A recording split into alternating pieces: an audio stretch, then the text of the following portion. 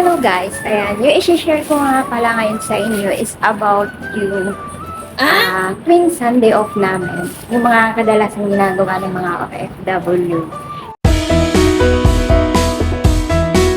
Gusto ko siyang i-share sa inyo guys, kaya ayan, ito ngayon, palabas na kami. Ako lang pala.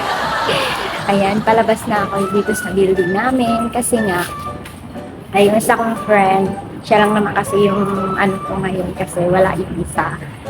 So kami lang dalawa and then pupunta kami sa mamili, tapos yun yung magiging lunch namin. And then ayan, may bitbit ako. Ang galing ng bitbit ko, no? Kasi nga maglalakad kami. Doon na kami mag-standby sa alam mo. Ayan guys. Yeah! Andito na kami sa pwesto namin. Namili na kami ng kakainin namin. Ayan na yung kasama ko. Ayan. Hello. Kami lang dalawa ngayon dito. Kaya, eto na yung mga binili namin, kakainin namin for today. Eto yung kadalasan ginagawa namin mga OFW pagka Sunday. Ayan. Papakita ko sa inyo guys. So, ayan na guys, yung mga binili namin kanina. Hindi na namin na-videohan ha, pero bumili kami ng kamatis, kanin, tsaka yung orange, banana.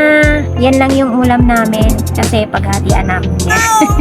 Kasi kasya naman sa amin dalawa, tsaka maraming prutas. Diba? Kailangan namin ubusin yan. Thank you! Ayan guys. Sana magkamay nito. Kakain na kami sa aming food. Start na kami ng food. Kumain na ako, wala pa palang sauce. Ibuhos na natin. Pero kain tayo. Kain na kami. Ito muna kakainin ko. Pahimagas. So, wait ka Wala ko na pakimagas. Pahimagas. Ano na ako sa kamatis eh. Yung friend ko, may sarili din siyang vlog. Kaya, ayan, nag-vlog siya. Isang minuto pa lang naman, hindi pa nga. Susunod pa lang. Kita ako doon. Kasi yung kinuha ko kasi wala pang sauce. Masarap. Nyo guys, yung saging is galing Pinas. Ayun no, Del Monte na kasama. Yeah, Del Monte. Ayan, kain na tayo.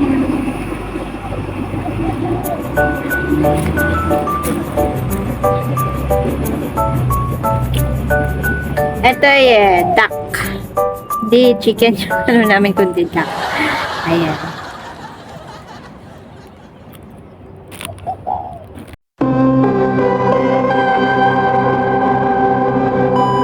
Ayan, kaya dito namin napili guys kasi malapit lang yun sa amin dito. At saka tingnan mo naman kung gusto mo mag-exercise, diba?